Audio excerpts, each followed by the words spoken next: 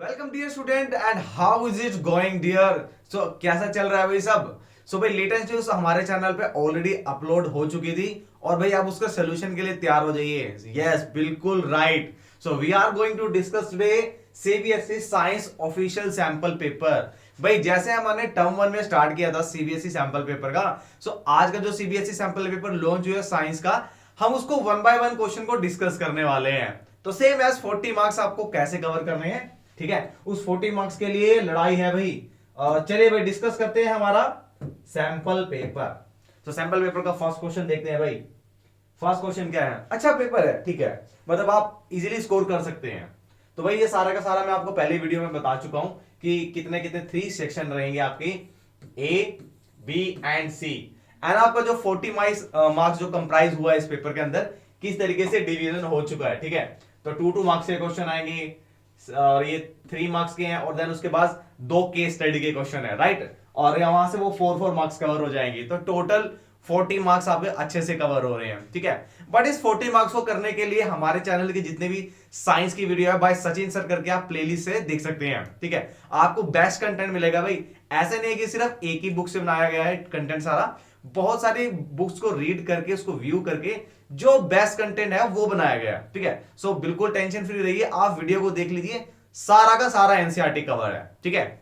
चलिए question number first देखते हैं।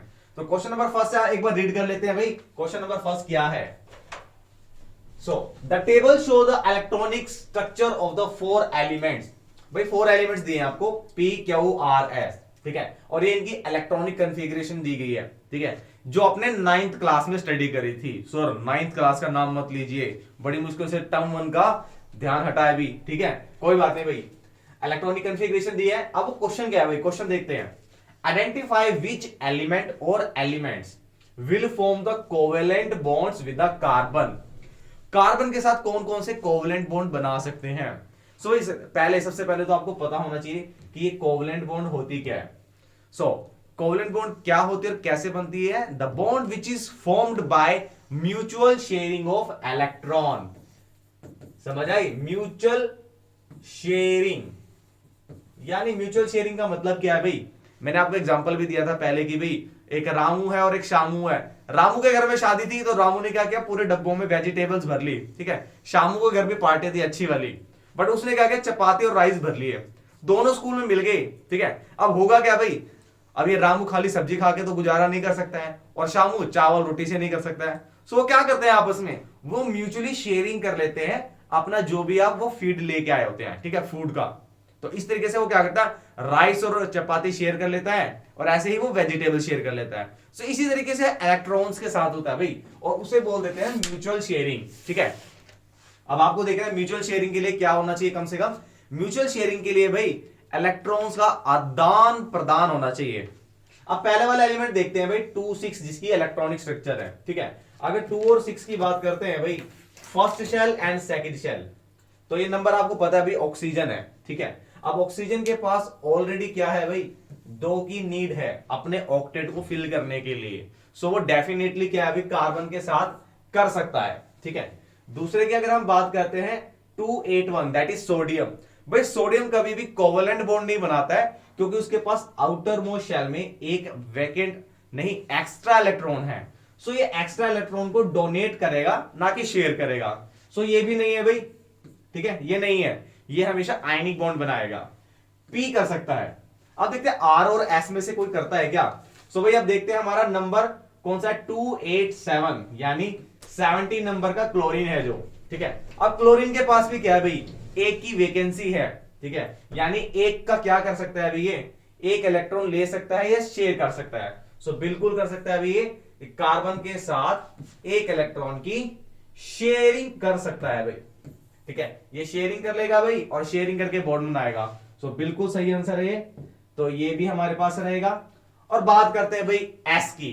सो 288, भाई ये तो पूरा ऑक्टेट फिल है, ठीक है, ये ऑक्टेट फिल है तो ये नहीं कर सकेगा, ठीक है। सो हमारे पास आंसर आया भाई पी एंड आर। तो ये हमारा फर्स्ट का आंसर आ गया भाई, कौन कौन से एलिमेंट थे जो कार्बन के साथ बॉन्ड बना सकते हैं, कौन सा बॉन्ड, कोवेलेंट बॉन्ड।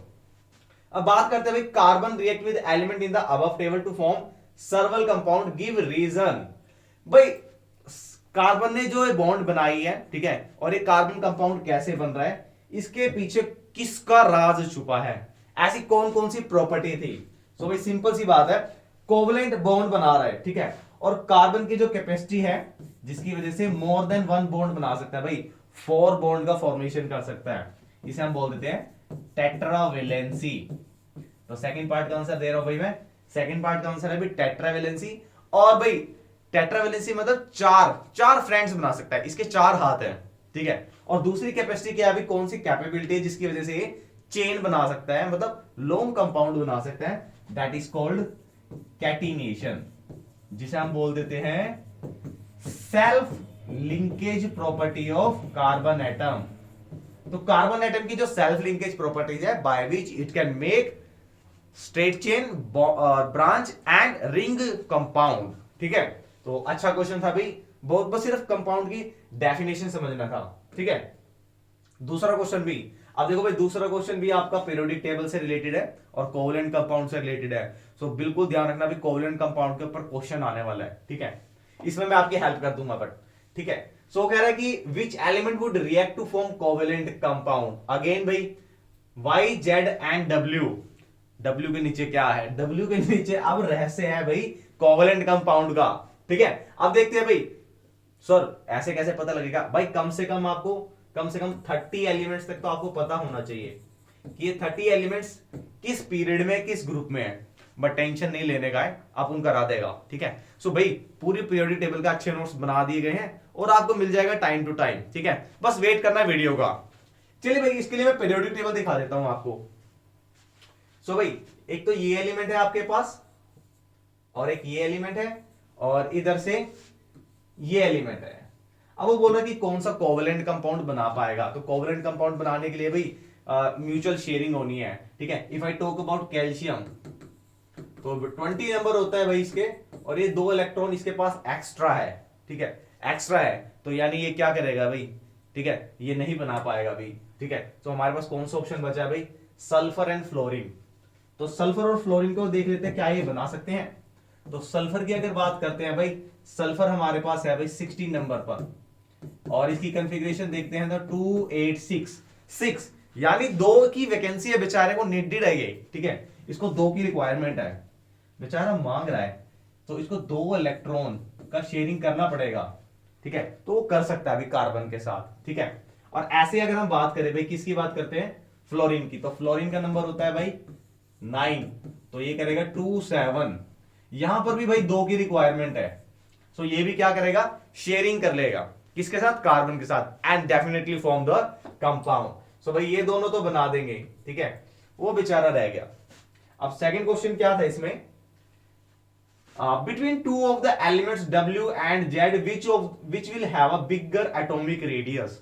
तो भाई ये बता देता हूं भाई मैं आपको, पहले सबसे पहले जब भी हम पीरियोडिक टेबल में लेफ्ट से राइट की तरफ जाएंगे, लेफ्ट से राइट की तरफ जाएंगे तो एटॉमिक साइज है, ये एटॉमिक साइज डिक्रीज हो जाएगा। और इसका रीजन क्या है भाई डिक्रीज होने का, भाई जैसे जैसे as we move from the left to right, so क्या होगा, जो पॉजिटिव चार्ज सेंटर में होगा एंड आउटर मोस्ट शेल में इलेक्ट्रॉन्स होगा, they have a strong bond, they have a strong bond between them and atomic size due to the attraction of electron and proton increases. तो उसकी वजह से क्या होगा, वो शेल को कंप्रेस कर देगा, यानी साइज छोटा हो जाएगा। बट ऐसा अगर हम बात करते हैं ना, ग्रुप्स की बात करते हैं, if you move down the group, अगर हम डाउन द ग्रुप जाते हैं तो क्या होगा, नंबर ऑफ शेल इंक्रीज हो जाती है भाई, ठीक है। यहां से हम जाएंगे इसके लिथियम पे, और लिथियम से फिर सोडियम, सोडियम से पोटेशियम। सो जैसे जैसे हम ग्रुप में एक एलिमेंट नीचे जाते रहेंगे, ठीक है, तो नंबर ऑफ शेल इंक्रीज हो जाएगी, and just because of number of shell, ठीक है, अब नंबर ऑफ शेल इंक्रीज हो रही है, ठीक है, नंबर ऑफ शेल इंक्रीजेज, अब शेल इंक्रीज करने से क्या होगा भाई, इसके सेंटर में जो पॉजिटिव चार्ज है ये आपस में, ये क्या है भाई, जो ये आउटर मोस्ट इलेक्ट्रॉन होंगे, ये जो इलेक्ट्रॉन्स होंगे इनके ऊपर एक स्ट्रॉन्ग फोर्स नहीं होगा, इसका मतलब इसको बाउंड नहीं कर सकता भाई स्ट्रॉन्ग फोर्स से। सो क्या होगा, ये इजीली मूव करते हैं अलग अलग, ठीक है, थोड़ा दूर दूर होते हैं। तो और जैसे जैसे शेल बढ़ती जा रही है इनका फोर्स और वीक होता रहेगा, ठीक है। तो आप कह सकते हैं भी जैसे जैसे ये डाउन द ग्रुप जाते हैं तो क्या होगा, शेल का साइज बढ़ जाता है, सो एटॉमिक साइज भी बढ़ जाता है। सो भाई ये देखो ये वाला जो एलिमेंट है कहां गया, ये ऊपर है थोड़ा सा और ये नीचे है, और जो नीचे जाएगा तो उसका साइज इंक्रीज होगा, ठीक है। सो भाई किसका साइज ग्रेटर होगा, ये साइज ग्रेटर होगा भाई डब्ल्यू का। सो डब्ल्यू के नीचे बहुत सारा रास्ता भाई, ठीक है। अब देखते हैं भाई question number third.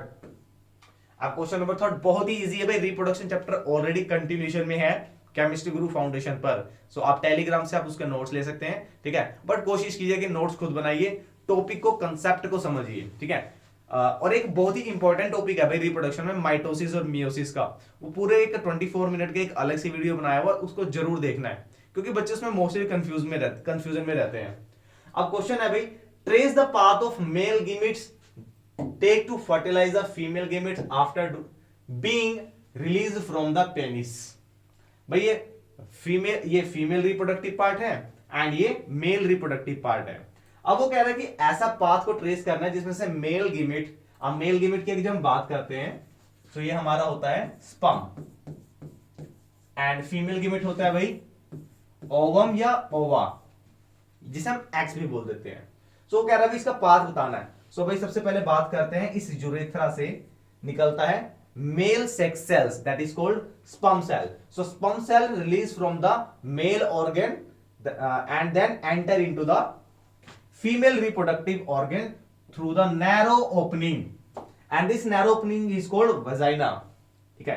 through this vagina this sperm enter and reaches to the this region that is called uterus, and finally what happen, जब ये यूट्रस में पहुंच जाता है भाई, सो इधर से निकलते हैं हमारे नहीं भाई, इसके एग्स, यहां से एग्स निकलते हैं फर्टिलाइजेशन होने के लिए, और इधर से भाई आ रहा है स्पर्म।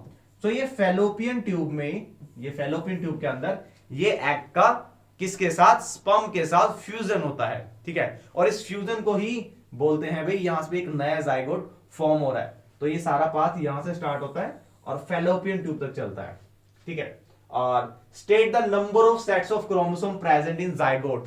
अब ये जाइगोट क्या होता है भाई, the fusion of male and the female gamete is form zygote, यानी जो फर्टिलाइज एग होगा भाई, फर्टिलाइज एग को ही बोल देते हैं जाइगोट। अब कितने क्रोमोसोम्स होंगे भाई, एक पापा का क्रोमोसोम, एक मामा का क्रोमोसोम, तो कितने क्रोमोसोम्स बन गए भाई, ये बन गए टू क्रोमोसोम्स। अच्छा क्वेश्चन है, इजी क्वेश्चन है, गब्बर खुश हुआ। अब देखते हैं भाई नेक्स्ट क्वेश्चन। ये आपका भाई ये क्वेश्चन जो है ये आपका जनरल नॉलेज में थोड़ा सा है और आपका असेक्सुअल रिप्रोडक्शन का ही टाइप है। एक बार रीड करेंगे। बोलता है कि जो राजेश है, राजेश ने ऑब्जर्व किया है कि एक ब्राउनिश ब्लैक कलर का एक मास जनरेट हो गया है, किसके ऊपर भाई, ब्रेड के ऊपर। तो ये मैंने ऑलरेडी पिक्चर्स आपको लगा के दी है। ये ब्रेड के ऊपर थोड़ा ब्राउनिश ग्रीनिश या ब्लैकिश कलर का क्या जनरेट हो गया, एक कॉटनी स्ट्रक्चर। कॉटनी स्ट्रक्चर का मतलब होता है कॉटन जैसा, ठीक है। और मैंने इसके बारे में पूरा डिटेल में बताया हुआ है वीडियो के अंदर कि भी इसको अगर हम माइक्रोस्कोप से देखते हैं कवर स्लिप रख के, सो कुछ हमें ये इस तरीके का दिखेगा, ठीक है। अभी इस तरीके का दिखेगा, ये चीज क्या है भाई, ये भाई राइजोपस है, और ये राइजोपस होता है, और यही क्वेश्चन में पुटअप किया हुआ है कि ब्रेड मोल्ड के ऊपर ये जो क्या है, ये क्या है भाई, ये राइजोपस है। So name the organism which is responsible for it. So this is the answer भाई। इसके लिए कौन सा ऑर्गेनिज्म रिस्पॉन्सिबल है, इसके लिए राइजोपस रिस्पॉन्सिबल है। And it's specific mode of asexual reproduction.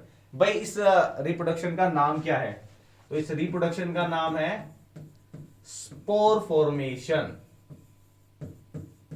ठीक है। स्पोर फॉर्मेशन राइजोपस के अंदर होता है, ये थोड़ा इस टाइप से लगता है। ये बेटा यहाँ पे इसको बोलते, ये होता है इसका स्टेम पार्ट, और नीचे की तरफ ये जो पार्ट होता है जो आपको रूट्स जैसा लग रहा है, ठीक है, ये इसका क्या होता है भाई, ये इसका वेजिटेटिव पार्ट होता है, और इस वेजिटेटिव पार्ट का नाम है भाई हाइफा, ठीक है। एंड रिप्रोडक्टिव पार्ट क्या है, रिप्रोडक्टिव पार्ट का मतलब है कि भी किस पार्ट की वजह से ये ग्रो करता है। सो भाई राइजोपस की अगर हम बात करते हैं, so rhizopus have the spore small reproductive units and these reproductive units are called spores. these spores when land at the soil then they germinate and give rise to the new body या new organism। ये छोटे छोटे से जो balloon दिख रहे हैं ना, नोब, ये नोब जैसे स्ट्रक्चर लग रहे हैं भाई, इसके अंदर एक साइट होता है, मतलब एक पूरा एक कवरिंग होती है, और एक कवरिंग जब बस्ट होती है तो इसके अंदर से छोटे छोटे छोटे छोटे छोटे छोटे से स्पोर्स निकल जाते हैं, ठीक है। और ये स्पोर्स जब लैंड करते हैं तो नया एक ऑर्गेनिज्म को प्रोड्यूस करते हैं। गुड, अच्छा क्वेश्चन था, गब्बर खुश हुआ। चलो नेक्स्ट क्वेश्चन, अच्छा क्वेश्चन है, आप देखते हैं समझते गए इसको, ठीक है। Mustard was growing in a two field A and B, दो फील्ड में मस्टर्ड का प्लांट लगाया गया। While field A produce the brown colour, A जो फील्ड है उसके अंदर ब्राउन कलर के सीड्स हैं, एंड फील्ड बी, बी की अगर बात करते हैं तो येलो कलर के सीड्स है, ठीक है। It was observe that field A the offspring showed only the parental trait for the consecutive generation. मतलब क्या है भाई, जब अगर हम प्लांट जो फील्ड ए की बात कर रहे हैं तो इसके अंदर भाई अगर हमने ब्राउन कलर के जो लगाए हैं सीड्स तो कॉन्टिन्यूटी में ब्राउन कलर के ही आ रहे हैं। ऐसा क्यों हो रहा है?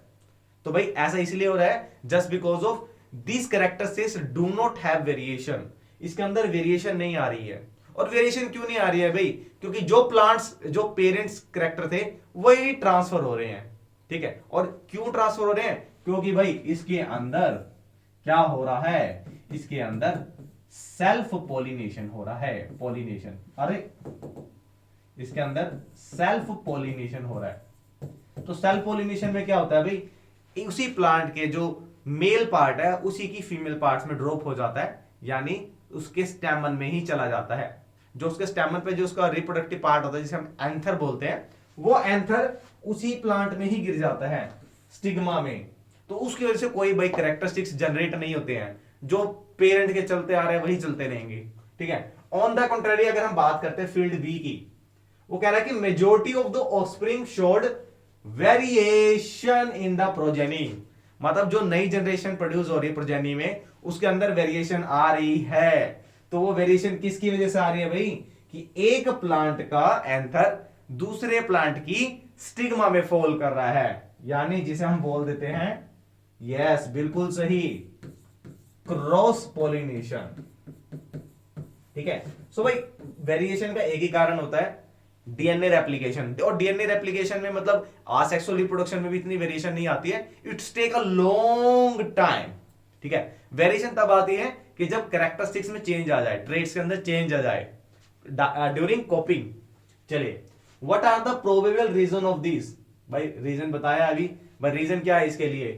भाई क्या हो सकता है, अभी यहाँ पे सेल्फ पोलिनेशन था और यहाँ पे क्रॉस पोलिनेशन हो रहा है, तो भाई इसकी वजह से क्या हो रहा है, कैरेक्टरिस्टिक्स नहीं आ रहे हैं, ट्रांसफर नहीं हो रहे हैं, ठीक है।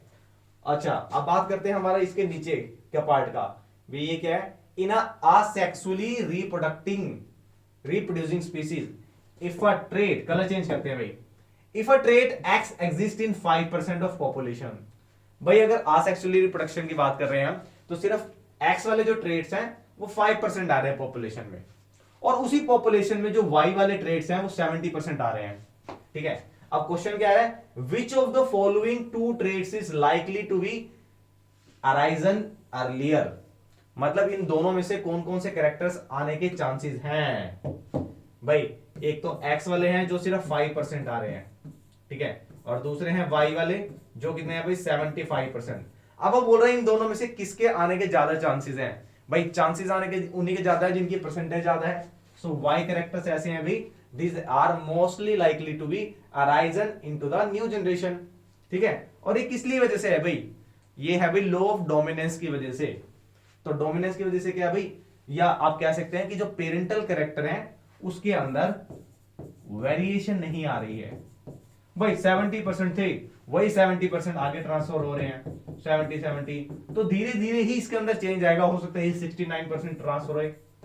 तो सबसे ज्यादा चांसेस है कि 70 वाले ही कैरेक्टरिस्टिक अराइज होंगे, 5% वाले बहुत कम होंगे, ना के बराबर, ठीक है। इन्हीं के चांसेस रहेंगे क्योंकि भाई वेरिएशन नहीं आ रही है, ठीक है। चलिए, वाओ फिजिक्स गुड। भाई डायग्राम कहां देखा है, इसके भाई बहुत ही अच्छे डीप कंसेप्ट वाले भी नोट्स बनाने वाला हूं मैं पूरे डिटेल में, ठीक है। क्या एक मोटर है, is made in a school laboratory. बाकी स्कूल लेबोरेटरी में इतने ज्यादा होते नहीं है मॉडल, ठीक है, बहुत कम स्कूल होते हैं ऐसे। A coil of wire is mounted on a axle, भाई ये एक्सल है बीच में दिख रहा होगा आपको, ठीक है, और ये कोयल आपकी ये वाली, इसको हम दिखाते हैं ब्लैक कलर से, ये हमारी कोयल होती है ये, ठीक है, ये दिख रही होगी आपको, और बीच में इसके एक्सल है। चलो वो कह रहा है axle between the poles of horseshoe magnet, ये हॉर्सशू मैग्नेट है, ठीक है। चलो अब क्वेश्चन क्या है, in the above example the coil ABCD is horizontal, the battery is connected as shown, ये बैटरी कनेक्टर यहाँ पे नेगेटिव है भाई, ये पॉजिटिव है। कह रहा है for this position state the direction of force on this arm, भाई इसमें किस डायरेक्शन में फोर्स लगेगा। तो सबसे पहले तो मैं बता देता हूं भाई इसको लर्न करने का तरीका क्या है। मैंने जब 10th क्लास में था मुझे भी डाउट होता था भाई किस प्रिंसिपल पे काम कर रहा है। सो मैंने क्या किया मैंने नहीं किया, मेरे एक दोस्त ने क्या किया, छेड़ रहा था ऐसे, तो उसने क्या किया, लेफ्ट हैंड से उंगली मार दिया ऐसे, ठीक है, और उस बच्चे को गुस्सा आया, ठीक है, उसने क्या किया, बच्चे ने उसने फोर्स लगाया थोड़ा सा, ठीक है, और उसने क्या किया, उसने फोर्स लगाया है यानी मैकेनिकल वर्क कर रहा है, ठीक है, मशीन काम कर रही है, और उसने क्या किया, अपने राइट हैंड से करंट प्रोड्यूस कर दिया भाई साहब, ठीक है।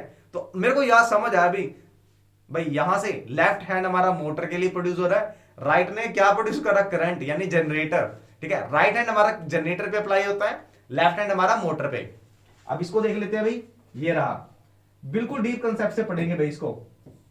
आपका जो ये है, अब आपका ये लेफ्ट हैंड है जो मोटर पे अप्लाई हो रहा है, ठीक है, डायग्राम को हम दोबारा देखेंगे, ये हमारा हाथ है, ठीक है, और इसको लर्न करने का तरीका क्या है भाई, FBI, ये वो FBI नहीं है जो खुफिया एजेंसी के सलमान खान के साथ काम करती है, ठीक है, तो ये FBI कौन सा भाई, F stand for force, B for magnetic field and I for the current produce, ये इस तरीके से कुछ है, ठीक है, ये म्यूचुअली परपेंडिकुलर होते हैं एक दूसरे के। चलो अच्छा, ये क्या होगा भाई, करंट की डायरेक्शन को शो कर रहा है, ये मैग्नेटिक फील्ड है और ये फोर्स है, ठीक है भाई। अब चलते हैं हम एक बार उसको डायग्राम को देख लेते हैं, हमने क्या क्या चेंजेस किया था, चलो ताकि आपको डायग्राम से समझ आ जाए। ये आ गया हमारा क्वेश्चन क्वेश्चन क्वेश्चन क्वेश्चन, ये आ गया क्वेश्चन। चलो चलो भाई, अब ये कह रहा है कि भाई FBI याद रखना भाई, अब ये मैग्नेटिक फील्ड यहां से चल रहा है भाई, ठीक है, ये कहां है भाई, करंट इस डायरेक्शन में जा रहा है, इस डायरेक्शन में, ठीक है, इसको थोड़ा सा साफ कर लेते हैं ताकि अच्छे से समझ आ जाए भाई। ये तो हमारा ठीक है, बी मैग्नेटिक फील्ड चल रहा है, ये मैग्नेटिक फील्ड है, ये करंट आना चाहिए यहां इस डायरेक्शन, तो हमारा जो फोर्स लगेगा वो अपवर्ड डायरेक्शन में लगेगा, ठीक है। बट यहां पे क्या है भाई, ये नेगेटिव टर्मिनल है भाई, नेगेटिव टर्मिनल है, और उसने क्वेश्चन में क्या पुट अप किया है, आर्म AB के बारे में पुट किया है भाई, AB के बारे में, AB कहां जाएगा भाई, अब AB में करंट कैसे है भाई, ऊपर की तरफ है, तो एक कोयल जाएगी नीचे की तरफ according to left hand rule, ये समझना बिल्कुल भाई।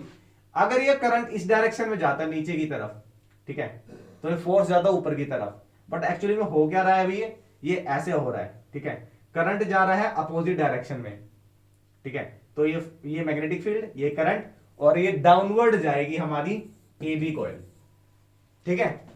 अब दूसरा है भाई, why does the current in this arm BC कहां है भाई, BC को दिखाया जाए, पेश किया जाए, ठीक है, तो ये है भाई BC, ये वाली जो आर्म है, कह रहा why does the current in the arm BC not contribute to the turning force, भाई BC वाली जो कोयल का साइड है वो कह रहा है कि वो कोई करंट की वजह से फोर्स इफेक्ट प्रोड्यूस नहीं कर रहा है। तो भाई क्यों नहीं कर रहा है, तो मैंने यहां पे एक फॉर्मूला लिखा है, और फॉर्मूला होता है भाई, फोर्स का इफेक्ट तभी प्रोड्यूस होगा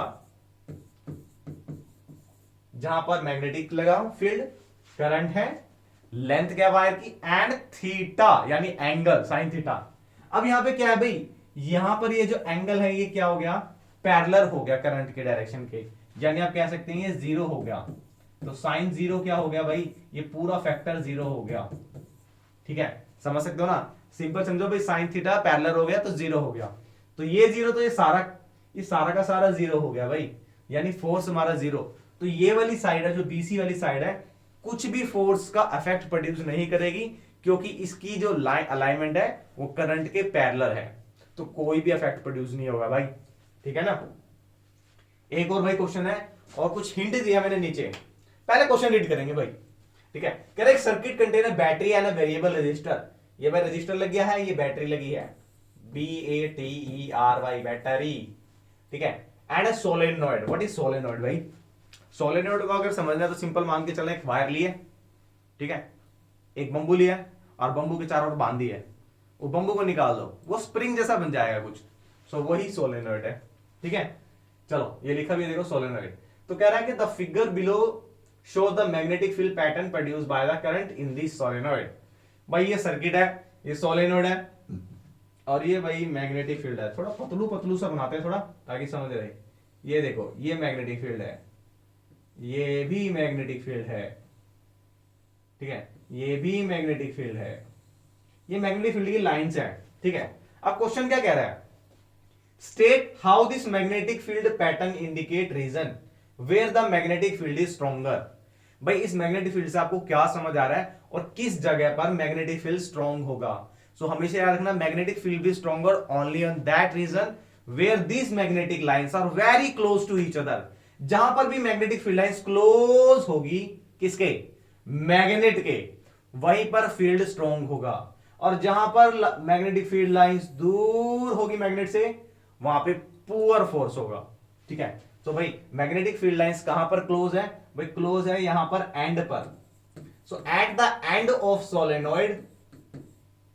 सोलेनॉइड मैग्नेटिक फील्ड भी स्ट्रॉन्गर, ठीक है। और दूर की, यहां पे दूर है भाई, तो यहां पे पुअर रहेगा, ठीक है। और यही मैंने यहां पर लिखा हुआ है कि relative closeness of field line, जहां पर फील्ड लाइन की जो क्लोजनेस ज्यादा होगी वही इंडिकेट करेगा स्ट्रेंथ ऑफ मैग्नेटिक फील्ड। भाई वहीं से ज्यादा स्ट्रॉन्ग फोर्स होगा जहां पे लाइन पास हो, ठीक है ना।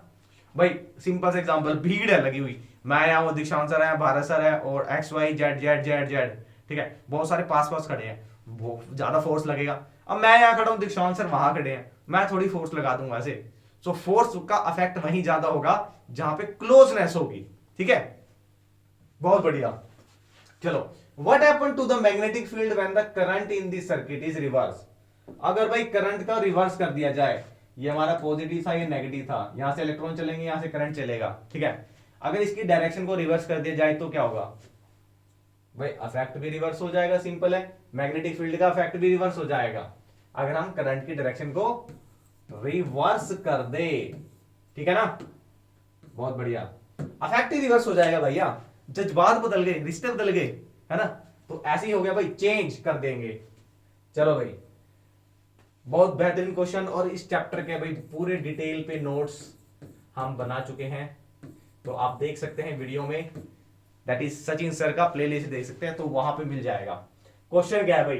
डीडीटी पेश है डीडीटी चैनल पर, वो वाला डीडीटी नहीं है, ये डीडीटी है भाई। डीडीटी एक केमिकल है, ठीक है, डाइफ्लोरो ट्राइक्लोरोमीथेन, बहुत ही केमिकल, एक केमिकल है और पेस्टिसाइड्स में कंसीडर किया जाता है, ठीक है। ये किस लिए किया जाता है भाई? ताकि पेस्ट को कंट्रोल किया जा सके जो एग्रीकल्चर में आ रहा है। बट ये पेस्ट को कंट्रोल तो करता ही है, ये साथ साथ किसी और को भी कंट्रोल कर देता है, कंट्रोल दैट। चलो, वो कह रहा है spray in a lake regulate the breeding of mosquito. वो मस्किटोस को मारने के लिए भाई, रेगुलेट करने के लिए उसकी ब्रीडिंग को डाला गया था। How much it affect the trophic level food chain associated with the lake. अब आपको ट्रॉपिक लेवल बताना होगा, वीडियो देख लीजिए बाबू, तो वीडियो में सब समझ आ जाएगा पूरा टॉपिक। तो ट्रॉपिक लेवल अभी बता देता हूं मैं भाई, जितने भी ये स्टेप्स इन्वॉल्व है सारे के सारे फूड चेन के, ये ट्रॉपिक लेवल है, ठीक है। ये हमारा एक्वाटिक एनवायरनमेंट था, हम मान के चलते ये लेक है हमारी। मेरे को ना बचपन में लेक और लाख में फर्क ही नहीं पता लगता था, बहुत थप्पड़ खाए भाई, ठीक है, लेक और लाख। चलो, अब इस लेक के अंदर क्या है भाई? ये डीडीटी छोड़ दिया है, और डीडीटी क्या है भाई? एक नॉन बायोडिग्रेडेबल सब्सटेंस है, एक पॉइजन है, ठीक है। तो ये भाई जैसे ही इस एक्वाटिक एनवायरनमेंट में गया, तो यहां पर जो फाइटोप्लैंक्टन्स हैं, फाइटोप्लैंक्टन्स मतलब जो यहाँ के प्लांट्स हैं, एक्वाटिक प्लांट्स हैं, वो जो वाटर को एब्जॉर्ब करेंगे, ठीक है, फोटोसिंथेसिस करने के लिए। सो केमिकल्स फर्स्ट किसके अंदर गया? फर्स्ट ट्रॉपिक लेवल में, यानी फाइटोप्लैंक्टन्स के अंदर चला गया। अब क्वेश्चन क्या कह रहा है भाई? डीडीटी स्प्रे किया गया ब्रीडिंग के लिए, how would it affect the trophic level. तो ट्रॉपिक लेवल कैसे अफेक्ट होगा? दिस chemicals यानी DDT is that which is a non-biodegradable substance is directly enter into the phytoplanktons. This is first effect. ठीक है. Now होगा क्या भाई इससे क्या होगा? Now this biochemical, this non-biodegradable chemical enter into the phytoplanktons. When these planktons is eaten by small fish. अब भाई उस पौधे को छोटी फिश ने खा लिया है, तो क्या हो गया भाई, उस छोटी फिश के अंदर चला गया. अब इस छोटी फिश को बड़ी वाली फिश ने खा लिया, बड़ी फिश ने. ठीक है. तो धीरे धीरे क्या होगा, ये केमिकल इंक्रीज होता गया जो भी इसे खाएगा. यानी इसको इसने खाया, इसको इसने खाया, इसको इसने खाया. जैसे जैसे ऑर्गेनिज्म एक दूसरे को खाता, एक दूसरे को नहीं, अपने छोटे ऑर्गेनिज्म को खाते रहेंगे, ये केमिकल की कंसंट्रेशन एक्यूमुलेशन इंक्रीज हो जाएगी. And that is called biomagnification. बहुत ही जबरदस्त भाई इंपॉर्टेंट टॉपिक है ये, यहां मान करते क्वेश्चन बनेगा यहां से. So it lead to biomagnification in which क्या होगा भाई, बायोमैग्निफिकेशन क्या होता है, it is the successfully increase in the concentration of harmful chemical. ये हार्मफुल केमिकल यहां से यहां, यहां से यहां, यहां से यहां, ठीक है, यहां चला जाएगा. और फाइनली इस लार्ज फिश को खाने वाला कौन है भाई, ये सोच रहा है ब्रेकफास्ट में बड़ी मछली मिल गई है, बट ये नहीं पता बड़ी मछली के साथ बड़ा केमिकल भी मिला है. और फाइनली बायोमैग्निफिकेशन सबसे ज्यादा हो जाएगा हॉक के अंदर. ठीक है. So hawk have the maximum concentration of chemicals. और भाई वो धीरे धीरे प्रजाति, चले समझ गए ना. अब नेक्स्ट क्वेश्चन है भाई, ये भी एक तरह का एग्जांपल है, बहुत बेहतरीन है भाई. इस क्वेश्चन को लिए मैंने एक एग्जांपल लिया, नेक्स्ट स्लाइड में दिखाने वाला हूं. तो क्या है, फूड चेन है, vertical arrows indicates the energy lost. तो ये जो एरो दिख रहे हैं ए, सी और ई, इसका मतलब है कि एनर्जी लॉस हो रही है. और जो हॉरिजॉन्टल एरोज है, ये हॉरिजॉन्टल एरोज है. ठीक है. इसका मतलब क्या है कि एनर्जी ट्रांसफर हो रही है to the next trophic level, यानी नेक्स्ट आगे जो भी स्पीसीज उसे खा रही है. ठीक है. So which of the following 3 vertical arrows and one of these 2 arrows B and D, यानी वर्टिकल वाले और हॉरिजॉन्टल वाला arrows will represent more energy transfer, give reason your answer. So भाई सबसे पहला फंडा बता देता हूं इसको समझने का. ये है हमारे प्लांट्स, इसको डियर ईट कर रहा है और डियर को ईट कर रहा है लायन. ठीक है. अब एरोस को समझाने के लिए मैं छोटे सा इसका एग्जांपल लेता हूं, छोटू सा. भाई ये प्लांट्स हैं. ठीक है. सो अभी तो लायन बोल रहे थे और टाइगर बोलते, अब लायन आ गए, यहाँ पे चेंज कैसे हो गया भाई, एग्जाम्पल है. जैसे दीक्षांत सर कहता है ना लेट, तो हमने भी लेट कर लिया. भाई अब ये जो प्लांट्स हैं, ठीक है, ये प्लांट्स जो सन की एनर्जी लेते हैं, कहां गई, यहां से लेते हैं, they only absorb 1% of energy. Where is the 99% of energy? This 99% of energy has gone lost. तो पहले अगर हमारा जो आंसर देखते हैं पीछे, भाई यहां पे ए मिक्स 99% एनर्जी लॉस्ट हो गया. ठीक है. अब बात करेंगे बी की. ठीक है. नाउ इस प्लांट को ईट करने वाला है भाई ये deer. Now when this plant is eaten by this deer, then only 10% of energy is transfer. और ये किसने बताया था भाई, लैंडीमैन. सो लैंडीमैन जी ने क्या बताया था कि सिर्फ जब एक ऑर्गेनिज्म को अदर ऑर्गेनिज्म ईट करेगा, सो सिर्फ 10% एनर्जी ही ट्रांसफर होगी. सो भाई यहां पर कितनी एनर्जी ट्रांसफर होगी, बी में यहां पे 10% एनर्जी ट्रांसफर होगी, यानी 1% का 10%. और जब डियर को ईट करेगा टाइगर, तो उसको भी 10% मिलेगी. यानी आप कह सकते हैं डी को भाई सबसे लेस एनर्जी मिलेगी. ठीक है. और ए को, ये डी की बात होगी हॉरिजॉन्टल में, और बी को मिलेगी मोर एनर्जी. ये तो बात हुई भाई हॉरिजॉन्टल वाले की. आप देखते हैं भाई वर्टिकल वाले की. वर्टिकल वाले में भाई प्लांट्स हैं, यानी ए, इसको मिलेगी मैक्सिमम एनर्जी. ठीक है, मैक्सिमम. अच्छा सी, भाई 1% में से 10% गया, मतलब 1% का 10% गया. ठीक है. तो भाई बी को जो एनर्जी मिलेगी बट ए से लेस मिलेगी. ये हो गया ए से लेस. ठीक है. और बेचारा ई क्या हुआ, इसको 1% मिली, 1% का 10% डियर को, उसका भी 10% लायन को. सो यानी इसका जो एनर्जी निकलेगा ई, ई में लीस्ट एनर्जी होगा लॉस्ट, ठीक है, लीस्ट। इसको एनर्जी खुद ही नहीं मिली बेचारे को, तो इसको एनर्जी कहां से मिलेगी भाई, सारी एनर्जी तो यहां से लॉस्ट होगी पहले ही, ठीक है। तो ये एग्जांपल याद रखना, बहुत ही बेहतरीन क्वेश्चन है भाई, इंपॉर्टेंट है, अच्छा क्वेश्चन है, ठीक है। और एग्जांपल याद रखना भाई, देखो मैंने यहां लिखा भी है कि 1000 जूल एनर्जी आ रही है, 1000 में से सिर्फ 1% एनर्जी ही ट्रांसफर होगी। मानो अगर ये 10,000 है, ये रहा एग्जांपल ले लेते हैं भाई, ये 10,000 है, इसका 1% क्या होगा, ये 1% होगा 100, ठीक है। तो 100 यहां जाएगी, 100 इसमें आएगी, 100 का 10% यहां जाएगा, यानी कितना आ गया भाई, 100 का 10% हो गया 10, और इसका 10% यहां गया यानी 1, ठीक है। समझ रहे हो ना, समझ रहे हो ना भाई, एनर्जी 10% ही ट्रांसफर हो रही है। चलो गुड। अरे फिर पीरियोडिक टेबल का क्वेश्चन भैया, यानी पीरियोडिक टेबल आपको अच्छे से लर्न करनी है, ठीक है। क्वेश्चन नंबर 8 कह रहा है choose an element from the period third. तो पहले बता देता हूं भाई, ये जो हॉरिजॉन्टल वाली होती है ये पीरियड होते हैं, और जो ये वर्टिकल वाले होते हैं ये लंबे लंबे, ये होते हैं ग्रुप्स, ठीक है, ये ग्रुप्स होते हैं। आप क्वेश्चन क्या आ रहा है, क्वेश्चन को रीड करते हैं, कर लिया रीड, बहुत बेहतरीन। चलो क्या रहा भाई, it has a similar structure to diamond, किसका, कह रहा है इसमें एक एलिमेंट बताना है पीरियड थर्ड के अंदर। इस पीरियड थर्ड कौन सा है भाई, 1 2 3। अब ये वाला जो पीरियड है भाई, जिसको मैं लाइन से अंडरलाइन कर रहा हूं, ये वाला, अब आपको ये बताना है कि भाई इसमें डायमंड का सिमिलर स्ट्रक्चर कौन सा होगा। अगर आपने डायमंड का मेरे नोट्स अगर स्टडी करे होंगे तो आपको पता होगा डायमंड का जो स्ट्रक्चर होता है वो टेट्राहेड्रल होता है थोड़ा, और टेट्राहेड्रल वाला स्ट्रक्चर इसमें एक ही दिखेगा भाई आपको, टेट्राहेड्रल वाला, और वो कौन सा है भाई, वो मिलेगा आपको लगभग जिसके पास 4 स्ट्रक्चर होंगे, कौन सा होगा भाई, सिलिकॉन, ठीक है, सिलिकॉन। अब सिलिकॉन का नंबर है 14, तो लास्ट में इसके पास 4 है भाई, इसका भी टेट्राहेड्रल स्ट्रक्चर है, सो आंसर रहेगा सिलिकॉन, ठीक है।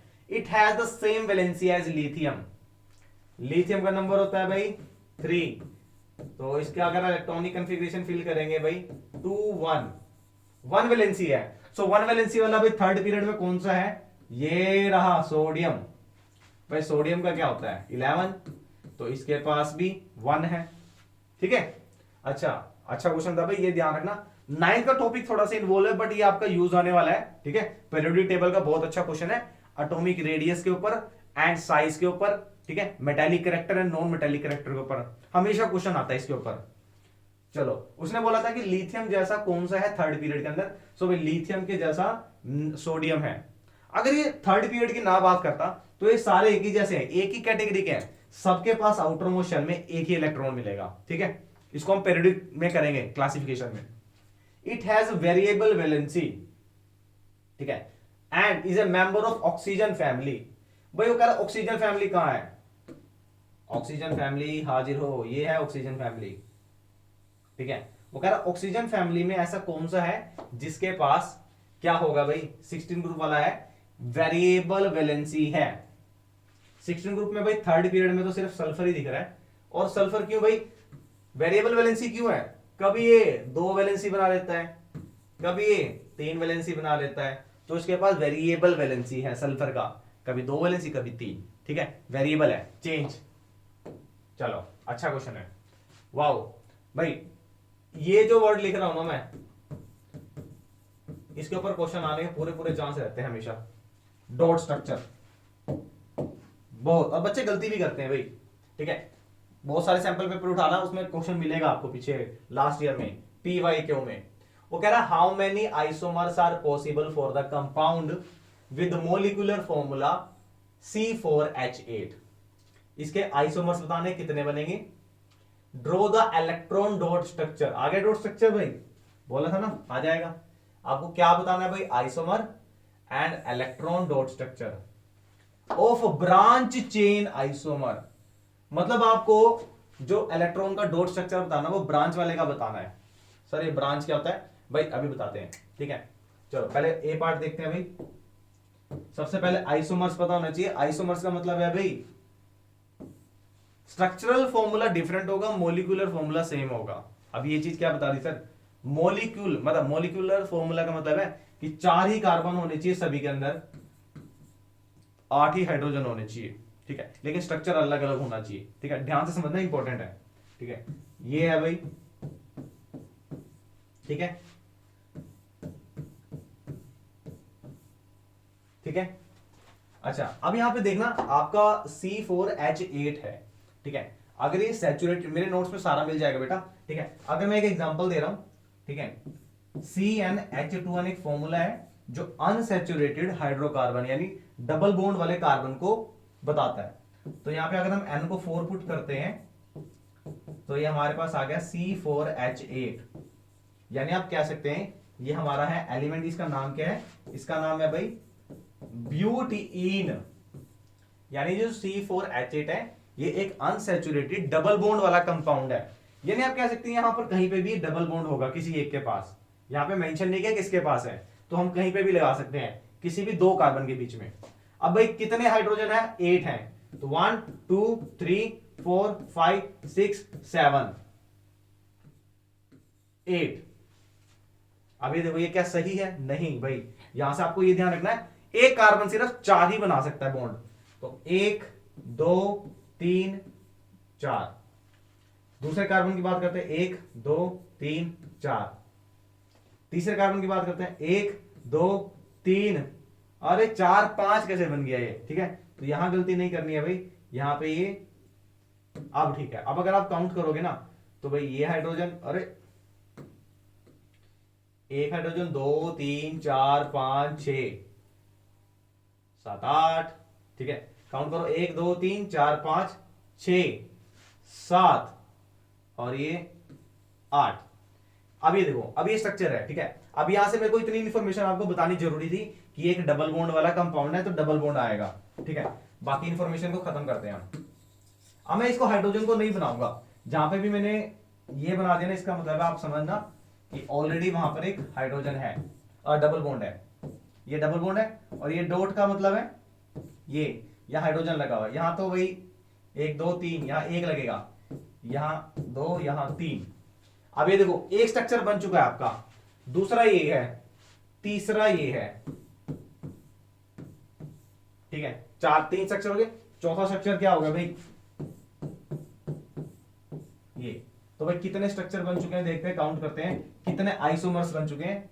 एक स्ट्रक्चर ये बन गया, दूसरा ये, तीसरा ये और चौथा ये है ये वाला फोर्थ वन। तो कितने आइसोमर्स बन गए भाई, हमारे पास कितने आइसोमर्स बने हैं, 4 आइसोमर्स बने, मैंने चारों बता दिया आपको। यहां पे भाई आपका 1 2 3 1 2, अच्छा अब डबल बॉन्ड की बारी आ गई, तो यहां पे किसी के बीच में डबल बॉन्ड होगा, ठीक है, 4 आइसोमर्स बन गए हैं, ठीक है।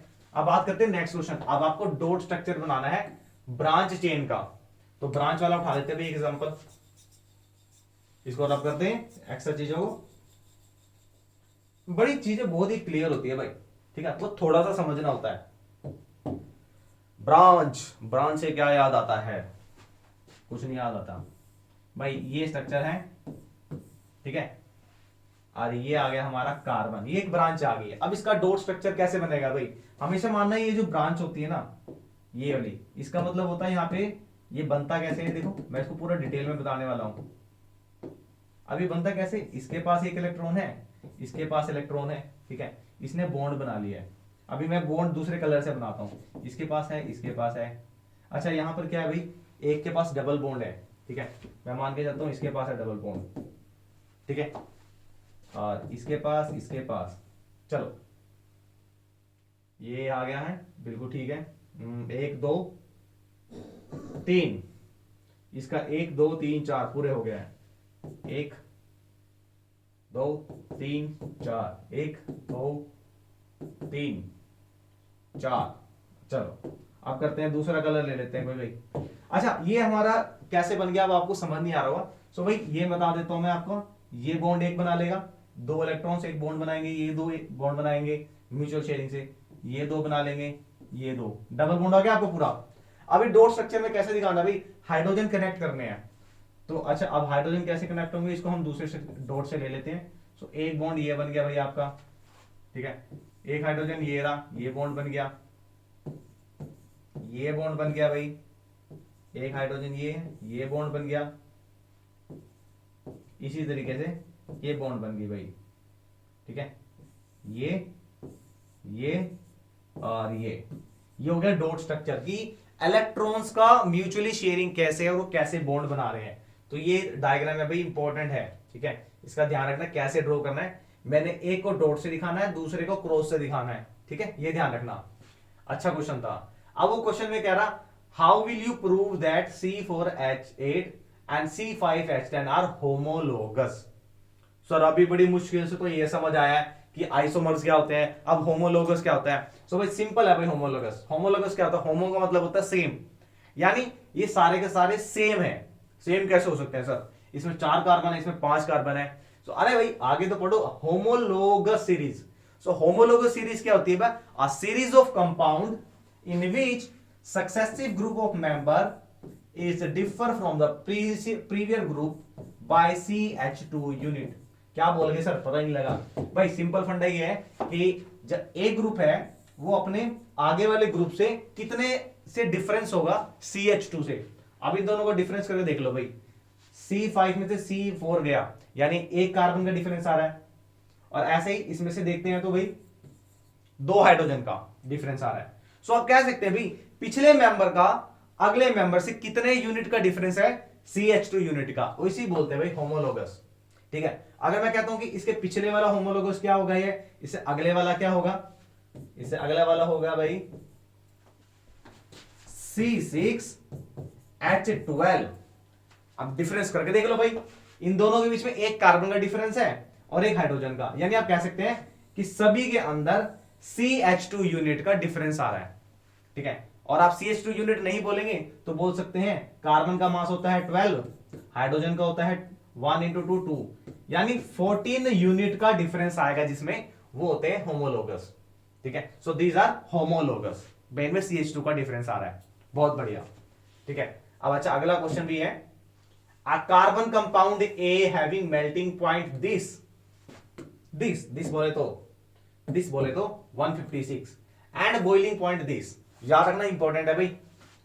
पहले तो इसके साथ पता बहुत सारे टॉपिक था, बट CBSE का थैंक यू भाई, उसने इस चैप्टर से बहुत सारे टॉपिक खल्लास कर दिए, डिलीट कर दिए, ठीक है। सो भाई ये जो 156 हो गया मेल्टिंग पॉइंट, और BP, अरे BP वो नहीं है जो आप सोच रहे हो भाई, ना BP है भाई बॉइलिंग पॉइंट 351 केल्विन। वो कह रहा है मॉलिक्यूलर फॉर्मूला ये है भाई, ठीक है। मॉलिक्यूलर फॉर्मूला क्या है, C2H6O, ये वाटर के अंदर सोल्यूबल है भाई। क्वेश्चन देख लो भाई, क्योंकि इसको हम करने वाले हैं। कहता है एक ए के बारे में बताना है कि ए क्या है, उसका इलेक्ट्रॉन डोट स्ट्रक्चर बताना है, और उसका मॉलिक्यूलर फॉर्मूला बताना है, एंड होमोलोगस बताना है, होमोलोगस उसके जैसे। चलो भाई C2H6O भाई ये रहा, कहां रहा, चलते हैं C2H6O। भाई सबसे पहले आपको ये पता होना चाहिए ये बना कैसे है, ठीक है। इसके अंदर 2 कार्बन है, ठीक है। अच्छा मैंने इस 5 हाइड्रोजन, इसमें से 5 हाइड्रोजन लगा दिए, और एक जो हाइड्रोजन है वो इसके पास छोड़ दिया बेचारे के, गरीब आदमी को दे दिया भाई। सो हमारा बन चुका है भाई एथेनॉल, ठीक है, एथेनॉल बना, ये एक अल्कोहलिक ग्रुप है, ठीक है। पीछे क्या क्या था भाई, आपको क्या करना था, ए को रिकॉग्नाइज करना था, ये वाटर। अब एथेनॉल कहता है अल्कोहल, ये वाटर के अंदर सोल्यूबल होता है, बिल्कुल सही है भाई। इतना इसका MP है, BP है। ए को आइडेंटिफाई कर लिया भाई, ए हमारा अल्कोहलिक ग्रुप है, एथेनॉल है। डॉट स्ट्रक्चर बनाना है, बिल्कुल बनाते हैं भाई। मोलिकुलर फॉर्मूला, डॉट स्ट्रक्चर हम लास्ट में बनाएंगे क्योंकि बड़ा बनने वाला है, ठीक है। Give a molecular formula of 2 homologous of A, मतलब इसके होमोलोगस बनाने हैं भाई। होमोलोगस बनाने का कुछ नहीं करना, आपने जो भी ये फॉर्मूला है ना, इसके अंदर CH2 यूनिट जोड़ दो, मतलब ऐड कर दो, तो क्या बना भाई C3H7OH, ठीक है। और जोड़ दो C4H9OH, C5H11OH, बनाते रहो, लगे रहो भाई, ठीक है। ये हमारा होता है एथेनॉल, ये होता है प्रोपेनॉल, ठीक है। ये होता है हमारा ब्यूटेनॉल, कैसे हुआ, मेरी वीडियो देख लो भाई, सारा पूरा टॉपिक डिटेल में बताया हुआ है। ठीक है, ये हो गया हमारा पेंटेनॉल, पेंटेनॉल, पेंटेनॉल। ठीक है, एल्कोहलिक ग्रुप है। तो ये इसके भाई हो गए होमोलोगस। मैंने 2 की जगह 3 बता दिए हैं, एक आपके लिए फ्री फ्री फ्री। ठीक है, चलो भाई अब बात करते हैं डॉट स्ट्रक्चर के बारे में। तो इसका डॉट स्ट्रक्चर कैसे बनेगा भाई, ये आ गया भाई। ठीक है, तो डॉट स्ट्रक्चर बनाने के लिए भाई ये क्रॉस, ये क्रॉस, कार्बन के लिए मैंने क्रॉस ले लिया है। ठीक है, और जो हाइड्रोजन है उनके लिए डॉट ले लेते हैं। ठीक है, तो कितने हाइड्रोजन लगे हैं भाई, 5 हाइड्रोजन लगे हैं। सो इसके पास कितने होंगे, 1 2 3 4। ये देखो यहां इसके 2 तो पूरे हो चुके हैं। ठीक है, तो अब देखते हैं भाई, अलग अलग कलर से बताते हैं। ये हाइड्रोजन 1 2 3, ये 3 बॉन्ड तो इसकी पूरी हो चुकी है भाई। ठीक है, 3 हाइड्रोजन हो चुके हैं, 2 रह गए हैं। ये लग गया भाई 2, एक यहां लगेगा, एक यहां, ये इसके साथ पूरा हो गया, ये इसके साथ पूरा हो गया। ठीक है, ये बॉन्ड यहां बन रही है इसके साथ, एक कार्बन की बॉन्ड यहां बन रही है, और OH ये बेटा अलग लग रहा था, ये अल्कोहलिक ग्रुप है। बहुत ही सिंपल सा था भाई। अब टेट्रावैलेंसी अगर आपको चेक करनी कर सकते हैं भी, 1 2 3 4, इस कार्बन की 1 2 3 4, बिल्कुल सेटिस्फाई हुई है, तो बिल्कुल सही है भाई हमारा स्ट्रक्चर। तो this is all about the carbon compound. अब चलते हैं हमारे नेक्स्ट क्वेश्चन पे, और नेक्स्ट क्वेश्चन कौन सा हमारा, जल्दी बायोलॉजी पार्ट पे आ चुके हैं भाई। ठीक है, सो बायोलॉजी पार्ट को पढ़ा थोड़ा जल्दी से करते हैं भाई। क्या क्या क्वेश्चन है, 2 पी प्लांट्स है, one with the round seeds and another with the wrinkled green seeds. भाई लाल और अरे लाल नहीं, हरा और पीला। भाई एक बार हमने लाल रेड, अरे लाल क्यों आ रहा भाई। ठीक है, येलो और ग्रीन सीड्स लिए हैं। ठीक है, और येलो सीड्स कैसे, भी हमारे राउंड है, ये राउंड वाले येलो है और रिंकल्ड वाले ग्रीन है। ठीक है, F1 प्रोजेनी हुआ है, F1 प्रोजेनी, F1 का मतलब इनका क्रॉस लिंक हुआ है। तो फीलियल जनरेशन है, जो फर्स्ट जनरेशन है, उसमें कैसे आ रहे हैं भाई, राउंड और येलो कलर के सीड्स आ रहे हैं। ठीक है, अब क्वेश्चन है, when F1 plants are self pollinated, which new combination of characters are expected in F2 progeny and how many seeds are these in the new combination of characters। भाई ये हमारा रेड कलर का है, ये हमारे फिर red आ रहा है, येलो राउंड वाले, रिंकल्ड सिकुड़े हुए ग्रीन, इनका हमने क्रॉस पोलिनेशन कराया। सो हमारे पास राउंड कलर के येलो सीड्स आ रहे हैं। ठीक है, अब वो बोल रहा है कि भाई अगर हमने कितने प्रोड्यूस करे हैं, 160 प्रोड्यूस करे हैं सीड्स F2 प्रोजेनी में, तो भाई एक्सप्लेन करो क्या कारण है और कितने हैं भाई। ठीक है, तो सबसे पहले तो भाई इतना फंडा समझ लो कि राउंड येलो रिंकल्ड ग्रीन जब करेंगे तो हमारी फर्स्ट जनरेशन में F1 प्रोजेनी में कौन कौन से आएंगे भाई, ये देखो पहले ग्रीन काउंट करते हैं, कितने ग्रीन है, 1 2 एंड रिंकल्ड रिंकल्ड येलो, ये रहे 3, यानी आप कह सकते हैं 3 हमारे पास रिंकल्ड रिंकल्ड येलो। ठीक है, एंड राउंड ग्रीन देखते हैं कितने हैं भाई, राउंड ग्रीन है 1 2 3, और 3 ही हमारे पास राउंड ग्रीन आ रहे हैं। ठीक है, round green and round wrinkled yellow. ठीक है, रिंकल येलो और राउंड ग्रीन। अब वो कह रहा है कि टोटल 160 है आपका। ठीक है, तो वो अगर इनको हम डिवाइड करने लगते हैं भाई, 1 2 3 4 5 6 7 8, टोटल 16 है। 16 बॉक्स को हमने मान लिया कि ये टोटल दे रहे हैं 60, 160, तो हम मान के चलते हैं भाई 1 का मतलब क्या है 10, तो 3 का मतलब क्या है, यानी रिंकल येलो कितने आ रहे हैं 30, राउंड ग्रीन कितने आ रहे हैं 30। तो भाई एक एक नंबर तो आपका यहां से बन गया, 3 मार्क्स कवर करने हैं आपको। ठीक है, सबसे पहले तो आप बताएंगे राउंड येलो कितने हैं, 3 हैं। ठीक है, कितने बना रहे हैं भाई, वो कितने सीड्स देंगे, 30 देंगे। 3 रिंकल्ड ग्रीन है और उससे कितने बनेंगे सीड्स, 30 बनेंगे। ठीक है ना, अच्छा क्वेश्चन था। चलो भाई, ऐसा क्यों हो रहा है भाई लेकिन। ठीक है, वो कह रहा है कि इसका गेम जो F2 प्रोजेनी में हो रहा है, इसका रीजन बताओ। सो भाई ये एक करेक्टर होता है इंडिपेंडेंट इनहेरिटेंस, मतलब ये इनके अंदर खुद होता है, पेरेंटल होता है भाई। जब ये राउंड येलो रिंकल्ड ग्रीन जब आपस में क्या करेंगे भाई, मर्ज होंगे, क्रॉसिंग होगी इनके बीच में, तो F1 जनरेशन जब होगी और उसके बाद फिर F1 जनरेशन से F2 जनरेशन प्रोड्यूस होगी, तो भी इसके अंदर इंडिपेंडेंट इनहेरिटेंस कैरेक्टर आ जाएंगे, जिसकी वजह से ये जनरेशन स्टार्ट हो जाएगी। ठीक है, और इसमें क्या जीनोटाइप होगा भाई, इसका भी याद रख लेना क्वेश्चन, 3:9:3:3:1। ठीक है, ये क्वेश्चन आ सकता है, रेशियो पूछ सकता है आपसे कितनी है। ठीक है, ये याद रखना आपको। तो इंडिपेंडेंट इनहेरिटेंस की वजह से इसका जो शेप है एंड कलर चेंज हो जाएगा। तो दिस इज द रीजन। ठीक है, अच्छा क्वेश्चन है भाई, और ध्यान रखना भी इसके ऊपर क्वेश्चन जरूर आएगा आपका, अच्छा बनाया हो पेपर। अब फिजिक्स पे बात करते हैं भाई। It would cost a man of 3.50 to buy 1 kilovolt of electrical energy. मतलब क्या भाई, भाई एक मैन ने को कितना कोस्ट पड़ता है, 3.5 रुपए की कोस्ट पड़ती है 1 किलोवाट की एनर्जी पे। ठीक है, इलेक्ट्रिकल एनर्जी पे, मेन इलेक्ट्रिकल बोर्ड से। अब कह रहा है his generator has a maximum power of 2 kilowatt. भाई पावर है 2 किलोवाट।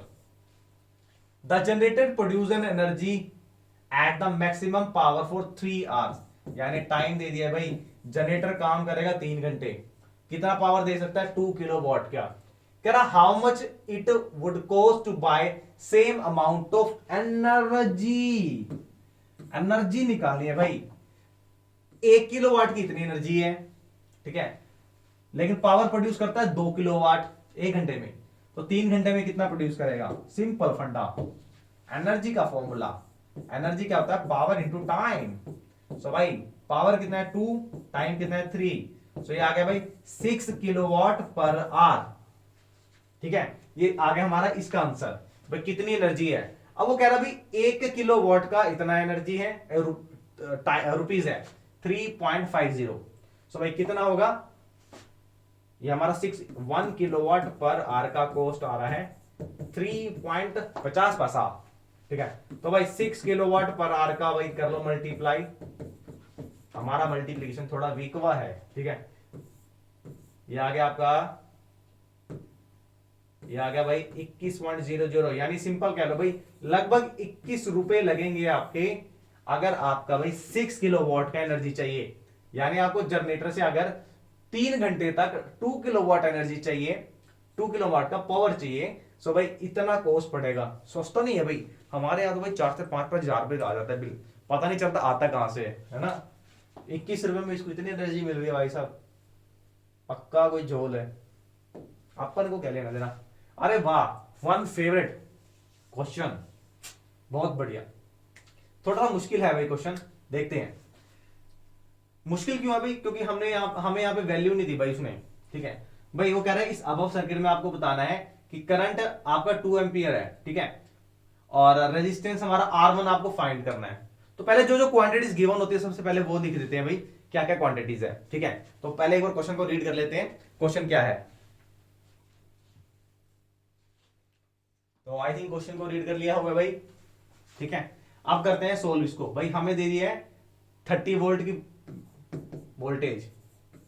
ठीक है, करंट दे दिया भाई, कितना दे दिया भाई, 2 एम्पियर। ओम्स लॉ अगर लगाते हैं हम, लगा लीजिए भाई, क्या फायदा, लगा ही लेते हैं भाई, कोई है ही नहीं हमारे पास ऑप्शन ही नहीं है भाई कोई। So V is equal to I R. So भाई V हमारे पास है 30, I हमारे पास 2, R यहां से R हमारे पास निकल जाएगा 15 ओम। यानी आप कह सकते हैं कि जब भाई इस फंडे को सारे को सोल्व करेंगे तो हमें 15 ओम का रेजिस्टेंस चाहिए। ठीक है भाई, अब ये देखते हैं हमारे पास, अब इसको मैं रब कर रहा हूं भाई। ठीक है, हमें R चाहिए, टोटल R हमारे पास है 15 ओम। ठीक है, अब इसको सोल्व करते हैं क्वेश्चन को। थोड़ा सा क्वेश्चन अच्छा है, थोड़ा सा घुमा के दिया हुआ एनसीईआरटी ने, नहीं सीबीएसई ने। चलो अच्छा, अब आप देख पा रहे होंगे ये जो रजिस्टर है हमारे पास, कौन से, R1, 10 एंड 5, ये सारे के सारे पैरेलल में कनेक्ट हैं। देखो सबका टर्मिनल एक साइड से कनेक्ट है और ये दूसरा टर्मिनल नेगेटिव से कनेक्ट है, पॉजिटिव से, सॉरी। ठीक है, चलो पॉजिटिव अब पैरेलल में है तो भाई कैसे सोल्व करेंगे भाई इसको। पैरेलल वा कनेक्ट कैसन वा। चलो भाई 1/5 प्लस 1/10 प्लस 1/R1, ठीक है, ये हमारा टोटल रेजिस्टेंस हो गया। इसको सोल्व करेंगे भाई, एलसीएम आ गया 10R1, ठीक है, सोल्व करते ये आ गया भाई 2R1, ये आ गया हमारा R1 प्लस ये आ गया हमारे पास 10, ठीक है, तो सोल्व करके कितना आ जाएगा 2 और 3R1 प्लस 10 बाय, ये आ गया हमारे पास रेजिस्टेंस पैरेलल में, ठीक है। अब पैरेलल में आया भी, इसको रिवर्ट कर देते हैं हम, ठीक है। सो आरपी की वैल्यू हमारे पास आ गई है 10R1 बाय 3R1 प्लस 10, ये आ गई है। किसकी वैल्यू आई है भाई, ये हमारे पास इन रजिस्टर की वैल्यू आई है। तो भाई देख लेते हैं क्या फंडा हुआ है यहाँ पे, यानी इस सारे को सोल्व करके हम लिख सकते हैं ये वैल्यू आरपी, ठीक है। अब आपको दिख रहा होगा भाई सिंपल सा फंडा, ये जा रहा रजिस्टर, ये सांप सीढ़ी चल रही है, ये सांप सीढ़ी चल रही है, तो भाई ये सीरीज में चल रहा है, यानी आप कह सकते हैं कि ये 6 ओम, ये 6 ओम और वट जो भी आया है ये सारा हमारा, ये सारा का सारा भाई सीरीज में है। तो सीरीज में लगा दो भाई, सीरीज में चक गिल्ली, ठीक है ना, 6 + 6 प्लस ये सारा, ठीक है, रिवर्स करने के बाद तो आ गया भाई 10R1 बाय 3R1 प्लस 10, ठीक है। अब भाई हमने ये सोल्व कर रखा है, देखो हमारा जो टोटल रेजिस्टेंस आने वाला ये है, यानी सारों को सोल्व करके हमें लगभग ये आंसर आना है 15, ठीक है। तो 6 + 6 कितना होगा 12, और 12 जब यहां जाएगा ये माइनस में आ गया, तो इधर क्या बचा भाई 10R1 बाय 3R1 प्लस 10, तो सोल्व करना है बस सिंपल, 3 = 10R1, भाई ये सारा जो है इधर मल्टीप्लाई हो जाएगा, ठीक है। तो यहां कर देता हूं मैं, इसको स्टेप को छोटा कर देता हूं, ठीक है। बहुत ध्यान से करना है कैलकुलेशन, वैसे मैं चाहता था कि सारा के सारा आप खुद करो, बट कर लेता हूं भाई, कोई बात नहीं। 3 × 3R1 प्लस 10 = 10R1, सॉल्व कर लो भाई, 9R। तो भाई टोटल रेजिस्टेंस था हमारे पास 15 ओम। अब यहां से भी कैलकुलेशन करते हैं, सो ये बन गया 15 - 12 3, ठीक है, और ये बचा हमारे पास 10R1 बाय 3R1 प्लस 10। भाई इसको डायरेक्टली सोल्व करते हैं, ये हमारा जो भाई जाएगा 3 के पास, सो मैं इसको सोल्व करके डायरेक्टली लिख रहा हूं, 3 3 जा 9R1 प्लस 30 = 10R1, और भाई इसे सोल्व करेंगे तो ये 10R1 है, ये 9R1 है, माइनस कर देंगे डायरेक्टली, छोटे बच्चे नहीं है भैया, इधर उधर लेके जाएंगे, ठीक है। तो हमारे पास R1 की वैल्यू आ जाएगी यहां से 30 ओम, यानी हमारे पास जो ये R1 निकलेगा इसकी वैल्यू कम से कम भाई 30 ओम होनी चाहिए, ठीक है। So this is all about this question, ठीक है। अब इसका सेकेंड पार्ट देखते हैं थोड़ा जूम करके, चलो भाई। अब यहां से देखना भी, सबसे पहले आपको पता होना चाहिए सीरीज और पैरेलल कॉम्बिनेशन होता है, ठीक है। अब ये देख पा रहे होंगे, अगर आप कहां देख पा रहे होंगे भाई, कलर ही मैंने अलग लिए कलर, ये जो रजिस्टर है R4 एंड R3 ये सीरीज कॉम्बिनेशन में है, ठीक है, और इन दोनों के सीरीज में, ये सीरीज में है, और ये बेटा ये वाला जो है ये इन दोनों के पैरेलल में है। तो अब सोल्व कैसे करेंगे इसको भाई, अब R3 और R4 सीरीज में है तो इनको डायरेक्टली हम ज्वाइन कर लेंगे, R3 और R4 को। तो भाई कितना है 6 और 4 ओम, 6 ओम और 4 ओम, ये आ गया भाई 10 ओम। अब ये 10 ओम और ये वाला 10 ओम, ये बेटा कैसे है, ये पैरेलल में है, ठीक है, कुछ इस तरीके से बन गया भाई। आप देखो ये 10 ओम था, और इन दोनों को सोल्व करके ये भी आ गया है 10 ओम, ठीक है। और आगे चल रहा है भाई, आगे यहाँ पे बैटरी कनेक्ट, आपकी वोल्टेज कनेक्ट है, ठीक है, बैटरी, और ये 7 ओम का रेजिस्टेंस है यहाँ पर, ये रहा, ये 7 ओम है, ठीक है। चलो अब ये 10 ओम ये हो गया, 10 ये हो गया, सो भाई ये पैरेलल में कनेक्ट है। सो इसको अगर हम नाम देते हैं R34, सो R34 और R2 पैरेलल में है, तो हम इसे ऐसे सोल्व करेंगे, और सोल्व करने के बाद 1/10 प्लस 1/10, ये हो गया 2/10। ठीक है, 2/10 का मतलब क्या होगा 1/5, ये आ गया हमारे पास ये आ गया भाई, इसको थोड़ा ध्यान रखेंगे, इस चीज में गलती नहीं करनी है। 2 3 4 मतलब 2 3 और 4 जो रजिस्टर था इसको हमने सोल्व कर दिया, 1/5 ओम आ चुका है। अब भाई ये सारा रजिस्टर जो हमने कनेक्ट किया ये वाला, ठीक है, इसको सोल्व करके हमारे पास आ चुका है 1/5। इसको रिवर्स करेंगे तो 5 बन जाएगा ये हमारे पास, ये रहा भाई, इसको सोल्व करके आ गया भाई 5 ओम। अरे रिवर्स कर दिया ना। अब ये क्या भाई, हमारे पास कितना है, ये 7, ये सारा भाई हो गया 5, ठीक है, ये 7 है सीरीज में, ये सारा भाई इसके साथ सीरीज में है कनेक्ट। तो सीरीज में कनेक्ट होने का मतलब क्या है, R1 के साथ सीरीज में कनेक्ट कर दो, तो भाई ये बन गया हमारे पास 5 ओम प्लस 7 ओम, ये आ गया भाई 12 ओम। यानी टोटल रेजिस्टेंस जो हमारे पास आ गया है भाई, ये 12 ओम आ चुका है। ठीक है, रेजिस्टेंस आ गया हमारे पास 12 ओम, V आ गया हमारे पास 24 ओम, लगा दो भाई ohm's law, V is equal to IR। So ये हमारे पास आ गया भाई 24 इंटू 12 इंटू I, तो यहां से I की वैल्यू आ जाएगी भाई 2 एम्पियर। अच्छा क्वेश्चन था, बहुत ही इजी क्वेश्चन था, बट कंसेप्ट समझ आना चाहिए सीरीज और पैरेलल कहां पर है। ठीक है, चलो भाई, और 13 क्वेश्चन पे आ गए भाई, ओनली 2 क्वेश्चंस आर लेफ्ट, इसके बाद सिर्फ 2 क्वेश्चन है। चलो, और ये क्वेश्चन भाई बहुत ही इजी क्वेश्चन है, ये चैप्टर का भाई वीडियो देख लेना बाय सचिन सर, ये सारा का सारा उसमें समझ आ जाएगा, पूरा डिटेल में बताया हुआ है, CG फाउंडेशन। ठीक है, क्वेश्चन क्या भाई, एक गैस ए है जो हमारी अपर लेयर में मिलता है। कौन सी लेयर में मिलता है, सबसे पहले ये ट्रोपोस्फियर के बाद स्ट्रेटोस्फियर आता है। ठीक है, 23 किलोमीटर से अबव वाली लेयर होती है जो, तो उस अबव लेयर में एक गैस मिलती है। ठीक है, is a deadly poison but it is essential for the living, living के लिए एसेंशियल है, हमारे लिए बहुत जरूरी है भाई। तो ये आई थिंक जूनियर क्लासेस से स्टार्ट हो जाता है टॉपिक। और वो गैस कौन सी है भाई, वो गैस है भाई ओजोन, जिसको हम O3 बोलते हैं। ठीक है, ये हमारे लिए बहुत इंपॉर्टेंट है, डेडली पॉइजन है बट हमारे लिए इंपॉर्टेंट है। क्यों इंपॉर्टेंट है, because it protect us from the harmful UV radiation, ये हमें यूवी रेडिएशन से प्रोटेक्ट करती है।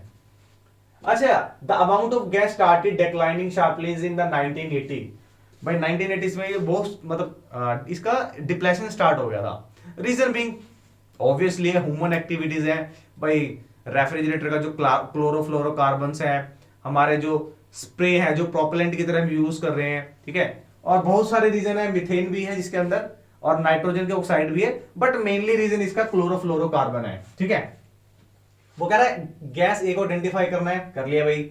इसकी फॉर्मेशन क्या होती है भाई, फॉर्मेशन का तो एक ही कारण है, जब हमारे जो स्ट्रेटोस्फीयर है, स्ट्रेटोस्फीयर में क्या होता है भाई, जब ओजोन आ रही है तो वहां पे जो ऑक्सीजन है वो ऑक्सीजन इस अल्ट्रावायलेट रेडिएशन की प्रेजेंस में ब्रेक हो जाएगी O+O में।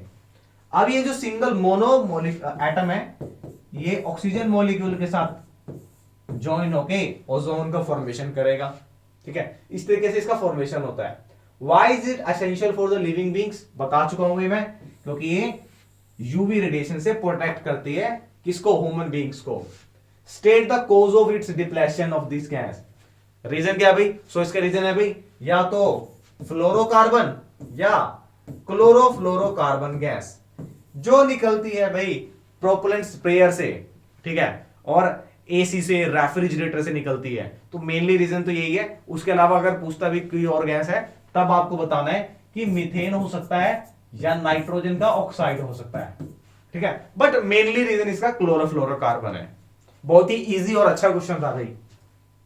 चलो भाई, सेक्शन सी हमारा भाई केस बेस्ड स्टडी क्वेश्चन, बहुत अच्छा क्वेश्चन है, बायोलॉजी से दिया है। और मुझे भी ऐसा क्यों इंट्यूशन से आ रही है, या इलेक्ट्रिसिटी से आएगा या बायोलॉजी से आने वाला है। ठीक है, सो बायोलॉजी का क्वेश्चन है भाई, कह रहा साहिल ने परफॉर्म किया एक experiment by the study of inheritance pattern of genes and he crossed the tall plant to the dark plant, short plant यानी। तो भाई ये हमारे टॉल प्लांट थे और डार्क प्लांट के साथ इसने क्रॉस किया है। और भाई फर्स्ट जनरेशन जिसे फीलियल जनरेशन या F1 जनरेशन बोलते हैं। यहां पर भाई टोल प्लांट आ रहे हैं सारे के सारे, ठीक है। तो वो कह रहा है कि what will be the set of gene present in F1 generation. तो F1 जनरेशन में भाई आने वाले आपके टोल प्लांट, जिसको हम बोलते हैं टीटी, ये जीन रहेगा इसका, ठीक है। Give reason only why tall plant are observe. भाई ओनली टोल प्लांट ही क्यों आ रहे हैं? सो भाई जब ये देखा गया कि जब टोल प्लांट के डाफ प्लांट के साथ ब्रीडिंग करा रही जा रही है, तो F1 जनरेशन में सिर्फ टोल प्लांट आ रहे हैं। रीजन बीइंग एक लॉ होता है जो मेंडल ने दिया था कि law of dominance, law of dominance. ये डोमिनेंस का लॉ क्या है? ये डोमिनेंस का लॉ ये बोलता है कि when two traits are under the cross breeding crossing, then what happen, only few character come into the existence. मतलब कुछ ही कैरेक्टर हैं जो एग्जिस्टेंस में आ सकते हैं, and some beyond the hidden form, वो हिडन फॉर्म में रहते हैं। जो डोमिनेंस होते हैं वो कैरेक्टर जिसको हम बोलते हैं डोमिनेंट कैरेक्टर, वही सिर्फ एग्जिस्टेंस में आते हैं। Rest of the characters remain in the hidden form, उसको हम बोलते हैं रिसेसिव। सो भाई इसका एक ही रीजन है कि F1 प्रोजेनी में सिर्फ टोल क्यों आते हैं। सो भाई लॉ ऑफ डोमिनेंस के अकॉर्डिंग सिर्फ कुछ ही ट्रेट्स होते हैं जो डोमिनेंट फॉर्म में आते हैं, उन्हीं को बोलते हैं डोमिनेंसी या डोमिनेंट कैरेक्टर, ठीक है। अब वो कह रहा है कि अगर F1 जनरेशन में सेल्फ पोलिनेशन हुआ है, टोटल हमारे पास 800 प्लांट्स थे जो प्रोड्यूस हुए हैं, ठीक है, 800 थे। How many of these would be tall, medium and short plant, give genotype of F2। बहुत अच्छा, मैं इसको दोबारा बनाऊंगा। भाई इसने क्या दिया है कि F1 को हमने सेल्फ पोलिनेट होने दिया है, ये हमारे पास था पहले, ठीक है, टोल है डाफ, इनकी जनरेट इससे क्या प्रोड्यूस हुआ है, टोल प्लांट। और इसको जब F1 को, ये F1 जनरेशन है, सेल्फ पोलिनेट किया है तो toll toll, toll small, small toll और डाफ यानी स्मॉल स्मॉल, ये चार भी प्रोड्यूस हुआ है, ठीक है। ये चार टाइप के हमारे पास आते हैं। और वो कहता है कि इसका जो ये F2 जनरेशन में प्रोड्यूस हुए हैं, इसका जीनोटाइप बताना है। सो भाई जीनोटाइप रेशियो पहले देख लेते हैं क्या होती है, 1:2:1, ठीक है। अब 1:2:1 क्या होता है भाई, इसमें से भाई ये होते हैं जिसके अंदर ओनली टोल कैरेक्टर्स हैं, ये ओनली डाफ कैरेक्टर्स, ठीक है। एंड ये टोल एंड डाफ मतलब ये इसके अंदर टोल कैरेक्टर प्रेजेंट होते हैं। सो हम कहते हैं भी हमें क्वेश्चन में दिया है कि 800 में से, ये जो 800 में से कितने बने F2 में। सो भाई कितना रेशियो बन रहा है टोटल टोल का, 3। सो इसका 3 रेशियो क्या बनेगा भाई 800 का, इसको हम 4 रेशियो में कन्वर्ट करते हैं, 200 इसका, 400 इसका, एंड ये बना हमारा 200। सो टोल प्लांट का कितना रेशियो बन रहा है, टोल प्लांट का बन रहा है भाई 600। सो यानी आउट ऑफ 800 टोल प्लांट रहेंगे, 800 में से टोल रहेंगे। और डाफ की अगर हम बात करते हैं सो इट विल बी 200। समझ गए बात भाई, सिंपल है ना। इसको डिवाइड कर लो, 800 को 4 डिवीजन कर लो, ठीक है। ये जो 1:2 वाले हैं ये सारे टोल वाले हैं, ये बेचारा इकलौता छुटकू नाम। अच्छा वो कहता है कि अगर हमने F1 को क्रॉस पोलिनेट करा है प्लांट्स को to get TT genes, cross pollinate कर दिया है, ठीक है, इसके साथ। सो कह रहा है total 800 plants are produce, 800 produce हो रहे हैं भाई इनके से, ठीक है। कह रहा how many of this will be tall and how many are the short. So simple सी बात है, जब इनका भी क्रॉस करेंगे सो कुछ टोल में चले जाएंगे, कुछ डाफ में चले जाएंगे, ठीक है। कितने जाएंगे, हाफ हाफ चले जाएंगे। So 400 will be here and 400 will be here. बहुत ही सिंपल था, ठीक है। चले भाई, and last but not least physics का question, very very popular and my favourite. So कह रहा है अंसारी जी हैं, Ansari sir, hello Ansari ji. So he was demonstrating an experiment of the class with the setup as shown. ये एक्सपेरिमेंट है भाई, बहुत ही बढ़िया, इसके बारे में पूरे डिटेल में कराने वाला हूं बढ़िया तरीके से, ठीक है, वीडियो में। तो कह रहा है ये मैग्नेट इज अटैच, भाई ये मैग्नेट है, नॉर्थ पोल ऊपर है, साउथ नीचे है, और नीचे एक कोयल बना रखी है जिसे हम सोलेनोइड बोलते हैं। एक मैग्नेट को स्प्रिंग से लटका दिया है, और ये हमारा गैल्वेनोमीटर है जो डिफ्लेक्शन दिखाएगा।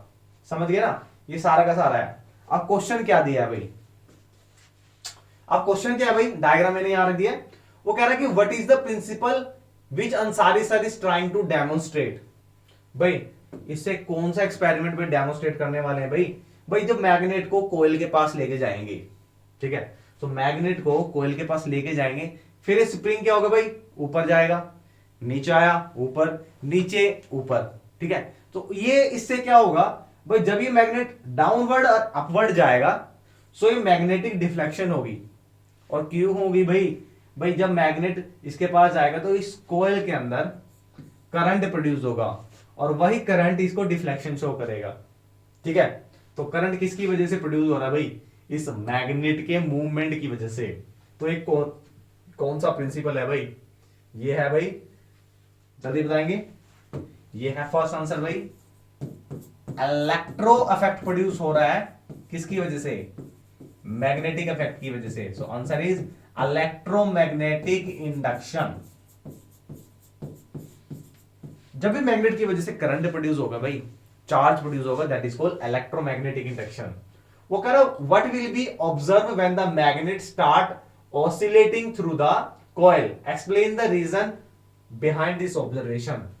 जब इसको भाई ये नीचे जा रहा है, ऊपर जा रहा है, नीचे जा रहा है, ऊपर जा रहा है, सो भाई जब ये नीचे जा रहा है, ऊपर जा रहा है, ऑसिलेट कर रहा है, तो ऑसिलेट करने से इसमें क्या ऑब्जर्वेशन है भाई? क्या हो सकता है कोयल में? सो आंसर इज कि when this magnet oscillate through this coil, then there will be the production of electric current, right? तो उसके अंदर इलेक्ट्रिक करंट प्रोड्यूस होगा, जिसे हम बोल रहे हैं इलेक्ट्रोमैग्नेटिक इंडक्शन। और ये इसका रीजन क्या है भाई? इसका रीजन एक ही है भाई, चेंज इन मैग्नेटिक फ्लक्स। जितना फ्लक्स चेंज होगा उतना ही इंड्यूस करंट प्रोड्यूस होगा, और उसी इंड्यूस करंट की वजह से गैल्वेनोमीटर डिफ्लेक्शन करेगा। समझ गए? Third, consider the situation where the magnet goes in and out of the coil. नीचे की तरफ जा रहा है और ऊपर की तरफ। State two changes would be made in the increase the deflection.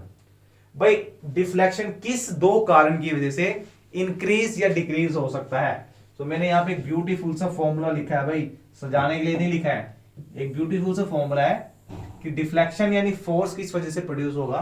भाई उसका एक रीजन है मैग्नेटिक फील्ड, जिसको हम बी से डिनोट कर रहे हैं। अगर मैग्नेटिक फील्ड को बढ़ा दिया, ठीक है, तो क्या होगा? फोर्स भी ज्यादा प्रोड्यूस होगा, और फोर्स ज्यादा प्रोड्यूस हुआ तो करंट ज्यादा प्रोड्यूस होगा, ठीक है। दूसरा, करंट को अगर हम इंक्रीज कर दे तो फोर्स भी इंक्रीज हो जाएगा, डिफ्लेक्शन ज्यादा हो जाएगी, ठीक है। सेम है एन का मतलब है भाई जो हमारी कॉइल थी उसके अंदर नंबर ऑफ टर्न्स को अगर हम बढ़ा दे तो क्या होगा? तो भाई डिफ्लेक्शन भी ज्यादा हो जाएगी, ठीक है। सो इसके बारे में भी ये तीन क्वांटिटीज है जिसकी वजह से हमारा फोर्स अफेक्ट होगा या डिफ्लेक्शन चेंज होगा, ठीक है। बिल्कुल ध्यान रखना, बहुत ही बेहतरीन क्वेश्चन था। अच्छा, अब इसका और पार्ट में क्या दिया हुआ है? क्या is there any difference in the observation in the galvanometer when the magnetic swings in and out of the stationary coil? Justify the answer. भाई क्या कहना चाह रहा है? कह रहा है कि कोई डिफरेंस आता है ऑब्जर्वेशन में गैल्वेनोमीटर की। भाई एक बार ये मैग्नेट नीचे की तरफ आ रहा है, ठीक है, एक बार नीचे आता है स्प्रिंग की तरफ, फिर भगोड़ा कहीं भाग जाता है, ठीक है। तो कभी नीचे आ रहा है, कभी ऊपर जा रहा है। तो ये क्या हो रहा है भाई? मैग्नेटिक फ्लक्स चेंज हो रहा है, ठीक है। इसे बोलते हैं मैग्नेटिक फ्लक्स का चेंज होना, एंड ये प्रोड्यूस करता है इंड्यूस करंट। इसे इंड्यूस करंट बोलते हैं। ये आप फिजिक्स में पढ़ने वाले हैं भाई, स्पेशली जो बच्चे साइंस ले रहे हैं उनको तो पता लग जाएगा, नहीं भी पता लगा आई विल बी देयर। मैं इस टॉपिक को पूरा एक्सप्लेन करने वाला हूं। जब मेरी वीडियो स्टार्ट होगी भाई तो उस एक एक को बिल्कुल पॉइंट पे देखना है, पूरा टॉपिक एक्सप्लेन करूंगा बहुत डिटेल में, ठीक है।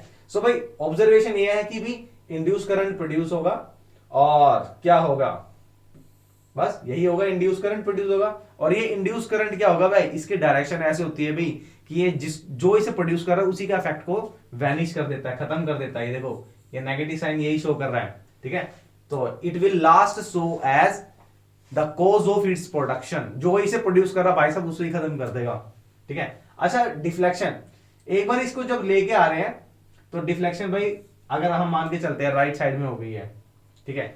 अगर हम कोयल को चेंज कर दें या मैग्नेटिक पोल को चेंज कर दें तो डिफ्लेक्शन भी भाई अदर डायरेक्शन में हो जाएगी, ठीक है। So this were the observation and this is all about your sample paper. So बहुत अच्छा पेपर बनाया था भाई सीबीएसई ने। थोड़ा थोड़ा मेहनत हमें करते रहना है भाई। कुछ डिफिकल्टीज भी होती है, लेकिन इंसान की वही आदत अच्छी होती है भाई जो उसको हार्ड वर्कर से स्मार्ट वर्कर बना देता है। सो यही आपके अंदर होना चाहिए भाई, थोड़ा सा स्मार्ट वर्क और थोड़ा सा hard work, and success will be in your hand. So it is all about the chapter and sample papers. And thank you भाई। 2 बज गए हैं रात के, शायद 2:30 बज चुके होंगे, 2:18। सो इतना हार्ड वर्क आपके लिए कर रहे हैं, तो थोड़ा सा हार्ड वर्क आपके लिए भाई। चैनल को शेयर और लाइक जरूर कर दीजिएगा। सो मिलते हैं ब्रेक के बाद, और अपना ध्यान रखिएगा, घर पे रहिए, टेक केयर।